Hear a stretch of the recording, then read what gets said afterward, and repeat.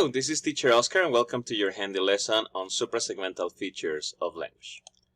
So today we're going to go through these suprasegmental features of language, which is actually part of phonology regarding the language and linguistics topic. Suprasegmental features of language basically are they are also called prosodic features of language, and they are those features of our pronounced language that we use in all the languages that we speak, that are spoken around the world. In this presentation, we will talk about firstly about received pronunciation, which belongs specifically to the British English language. We're going to go through rhythm, the different suprasegmental features, rhythm, and under rhythm we have stress and syllable. Then we have length, and under length we have phones, allophones, and minimal pairs. Then we have pitch, and under pitch we have the loudness, and then we have intonation and tone. Those are the different suprasegmental features of language. So let us start. Firstly, we're going to talk about something that is not that related to suprasegmental features because it has to do with the accent of a British pronunciation, but it is important for the purpose of the CENEVAL exam for those teachers who are preparing for that exam. So received pronunciation is also called the Queen's English, the BBC English, or Oxford English. It is called like that, well, after the Queen, of course, because the Queen represents Great Britain. BBC English, because the BBC is one of the most popular media channels in the United Kingdom. And Oxford English, because of Oxford University, of course.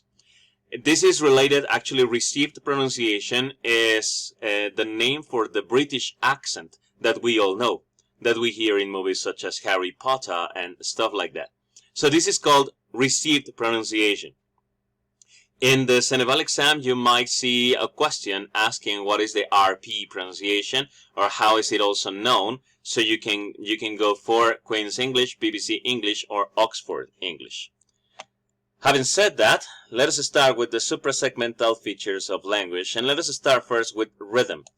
Let us start by saying that all languages have a rhythm, and this is actually the relationship between stressed and non-stressed syllables when we speak.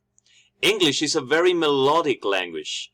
Unlike Spanish, if we speak in Spanish, our language is not going to be that stressed and non-stressed. Si me escuchan hablar español, pueden escuchar sí el cambio de tonos, pero la melodía, el ritmo que lleva el lenguaje no es igual to the one that we should follow in English. And you can actually listen to it when I switch from Spanish to English. Right? English speakers, this is the reason why. English speakers focus very much on stressed vowels. And usually it says blur unstressed vowels in the speech, which are those vowels which are not perceptible in the way that we pronounce them. Rhythm then, it is the relationship between those stressed and unstressed syllables. Then what is stress? Well, in phonetics, stress is the intensity given to a syllable, right? So I can say, for example, the question that's written here, what is stress in linguistics? And if I just say it all plain, I will say like, what is stress in linguistics? But then if I start stressing vowels in the words, I could start by saying what? What is stress in linguistics? If I stress every single vowels, it sounds over-exaggerated. If I just follow the normal way of speaking, I would say something like, what's stress on linguistics? And then you could hear the stressing moments in different vowels. So this intensity given to the vowels, to a syllable of a speech, this is called stressed. It is related to loudness. Sometimes when we stress or emphasize one vowel, we give it higher loudness. And when we don't want to emphasize something, we give a lower loudness. So this is a stress. Lexical stress then can create different in meanings. For example, we have some examples here. If we see the first word, and you can see the phonemic chart here, the phonemic transcription of the word contrast. Can you see the one in red? It says contrast. The stress is in the first syllable, contrast. But we can actually stress the second syllable and then we will say something like contrast. It makes a difference because in the first one we are saying a noun. So the stress is producing the meaning of a noun, contrast. And on the second example, the stress is producing a verb meaning, contrast. That is the main difference. We have another example here, object. Can you see? The stress is in the first syllable, object. You can also see the little apostrophe in the phonemic transcription, which is giving you, it's telling us where we should stress the word. So object, it's a noun. In the second one, you can see the apostrophe is starting the second syllable, and we will say something like object. Object, we are stressing the second syllable, which transforms the word into a noun when we speak. So these are the examples of stress. Then we go for syllables. What are syllables? What is a syllable in linguistics? Well, a syllable is made up of either a single vowel sound, as in pronunciation of the word O, or a combination of vowel and consonants. All right, so these will have different in meanings, and actually linguists have been having troubles to define what a syllable is. What we can say is that the word syllable comes from the Greek word to say combine. We have different types of syllables in the English language. It is important to say that it is different, the classification of syllables will be different according to the language. So in the English language we have different types of syllables. We have closed syllables, open syllables, the magic E syllable, vowel theme, R-controlled, diphthong, and consonant LE. What is the difference between them? Well, closed syllable says here is a syllable in which a single vowel is followed by a consonant, like the normal words. Cat, rab, rabbit. Okay, 2 syllables, rab, it, napkin.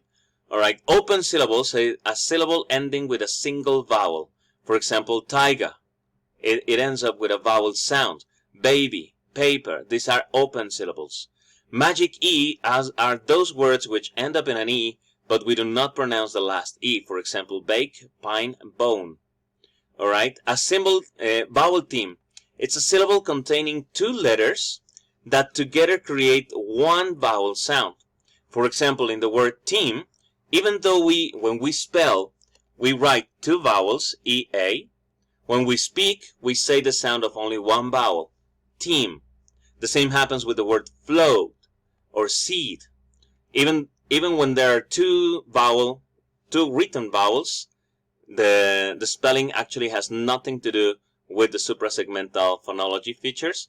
So they are called vowel themes. R-controlled, it says it's a syllable in which the vowel is followed by the single letter R.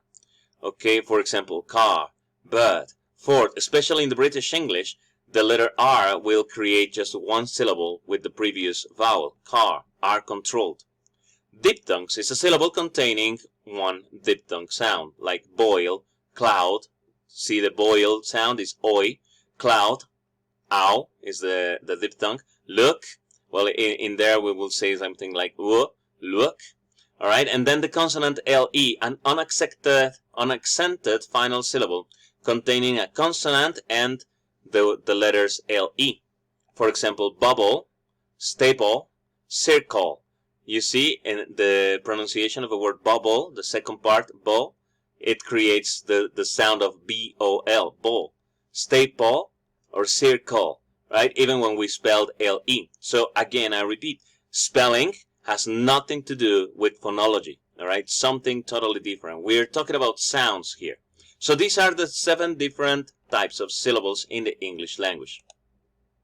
Then we go to the next suprasegmental feature, which is length. In phonetics, length, or quantity, is a feature of sounds that have distinctively extended the duration of the sound. In the phonemic chart, you will see, and I explained that when I talked about the IPA chart, that sometimes you have these double triangles, right? Or the 2 dots that represent the length of the sound. For example, we have, this circle is representing one sound. Let's imagine that we're saying the sound of E. If we have the 2 triangles here, it will say E. If only we have one, it's half long. So instead of E, it will go like E. Without the triangles, it's just a short sound, I. So it will be like, without the triangles, it would be like I. 2 triangles, I. 1 triangle, I. We can actually add more if we want to emphasize when we transcribe in the phonemic chart and give extra long, and it could look like this. So it will go like E, and it will be really hard to identify how long it will be. But we know that in the phonemic transcription, when we see these triangles, it would mean to extend the duration of the sound. And this is called length.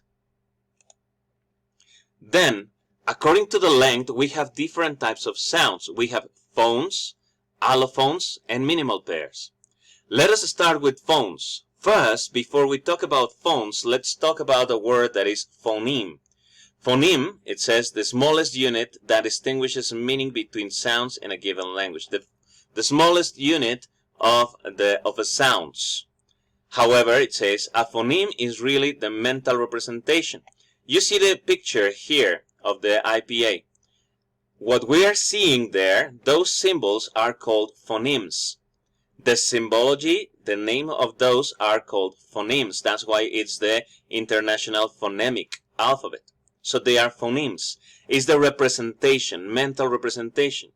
The phone, all right, the phone is the actual sound that we produce. For example, let's take a look at the picture here on this phoneme. And this phoneme sound is ch. This phoneme phone is ch. The phoneme is the symbol, the symbol that we are seeing here, the symbology, right? That is the graphic representation of the phone. That is the phoneme. The phone is the actual sound, ch, ch. That is a phone. Then we have allophones. Allophones are different ways to pronounce the same phone, the same phoneme, while keeping the same meaning, and it has to do with length. Sometimes, for example, in words such as ship and sheep, we have maybe the same phone, but the duration is going to be different. So we're going to say sheep, sheep. When we speak in a normal discourse, in a normal speech, normal fluent speech, it is almost imperceptible to determine when it was longer and when it was not. It is easier, of course, for native speakers, but we need to train our hearing to determine that. So these little changes in duration of phones, they are called allophones. So when one makes a little difference, it becomes an allophone. All right, and then from these two things, then we have minimal pairs. A minimal pair is a pair of words with one phonemic, one phone, which makes a difference. In order to decide, whether a pair of words is a minimal pair or not, we need to know what sounds make up the word. So let's take a look at the next slide. We have different words here. Some of them are minimal pairs and some are not. The first one, cat, bat. Yes, it is a minimal pair. Let us check why. Cat, bat. Okay, where is that little detail in pronunciation? In the consonants in this case. K and B are the only ones that make a difference. Can you see that? Cat, bat. We can also say that minimal pairs are words that rhyme. Let's take a look at the second one, white and wise. Where is the minimal pair? White, wise. The D and the Z are the difference. So these type of words are called minimal pairs. But let's take a look at an example that is not a minimal pair. Let's take a look at this one. Made, made. It is not a minimal pair. Why? Because there is not a phone that is changing. Actually, if you pronounce, they're exactly the same pronunciation. Made, made. Then it doesn't make a minimal pair. It's the same pronunciation. The meaning of these words will be found when we see the context where they are written or where they are seen. Right? But minimal pairs are words that change one phone only, and then they change the meaning. Okay? So I hope this has been understood. And let's continue. What's the next suprasegmental feature is pitch. Pitch in speech is the relative highness or lowness. It has to do with music. This is actually a musical term. Alright, can you see the spectre image here? This spectre represents the sound. When we record voices, if you are related or if you have seen how musicians or singers record their voices, when they record it, the graphic image of their voices looks like this. This is the spectre of the sound. If you notice this, every time you see the lines, it means sound. So this is the representation of different types of sounds, which are represented by pitch. The higher you see the lines is the higher the pitch is. When there is no line, it's the lower the pitch is. What is that? Pitch is measured in frequency. It is really high, and when we say high, we go our voice like really high. Or when it's low, we do our voice like really low. That's why it has to do with singing, because in singing, we have different pitches, right? Frequencies that we're following. So, this is the highness or lowness of a tone that is perceived by our ear. Obviously, pitch is really related to intonation. When we speak, we're actually doing these high and lows in the way that we speak. And these highs and lows are creating the meaning in the words that we say. We can actually figure out if a person is angry or sad or happy by the intonation and the pitch of their voice, which is also called tone, but that's another suprasegmental feature which we're talking about in a moment. So these intonation patterns, which can be higher intonation rising intonation or falling intonation, which will give the meaning to the sentences. So intonation in phonetics is the melodic pattern of an utterance. Let us state what is an utterance. An utterance, it's a spoken sentence, alright? So we have in any language, we have phrases, we have sentences, we have statements, and utterances are those spoken sentences. So, if you see a sentence written like, I play soccer every day. When I say it, when I actually pronounce it, it becomes an utterance. It has to do with pronunciation. So, intonation, it is primarily a matter of variation in the pitch level of the voice. So, if you can see the image here with the examples, let's take a look at the example. It says, why don't you like watching baseball on TV? The red line represents the pitch of the intonation. Okay, so let's follow it. When it creates this crest, it means that it's high, and it goes down or it's plain. So it says, I like watching basketball on TV. So the emphasis goes in like. But let's take a look at this one. What do you like to watch? I like watching basketball on TV. Do you want to come with us to watch a basketball game at school? I like watching basketball on TV. Can you see? It creates different intonations, and the intonation will give the meaning. Now we have, last but not least, the tone. Okay, tone in linguistics is a variation in the pitch of the voice while speaking. Some languages actually will create a difference in meaning of the words because of the tone. So, for example, as it says in this slide, in Mandarin, in Chinese Mandarin, the word the word man for Mandarin Chinese may mean either deceive or slow depending on its pitch. So, this is a very tonal language, Mandarin Chinese. So, if we say man, it might mean deceive. If we say man, it might mean slow. The difference will be created because of the pitch and the tone. English language is not a tone language because the meaning of the words themselves are not based in the tone or in the pitch. Just the meaning or the contextual meaning or the intention of a meaning of a sentences that we say, yes, it is based on the tone or intonation, but not the meaning of the words themselves.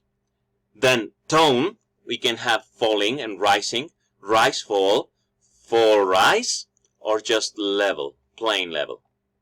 Okay, so basically this is how we handle tone in English, and it is the same for Spanish. Spanish is not a tone language. just like Mandarin Chinese or any other Asian languages. Okay, but these are all of the suprasegmental features of language. I hope you have understood in this handy lesson, and well, it is time to practice. Click on the link on the PDF that you have on your folder and start following this Educa Play activity where you have to fill in the blanks with the information that you read on this document. And finally, here are the references where you can get more information about suprasegmental features. Thank you very much for watching this handy lesson. See you next time.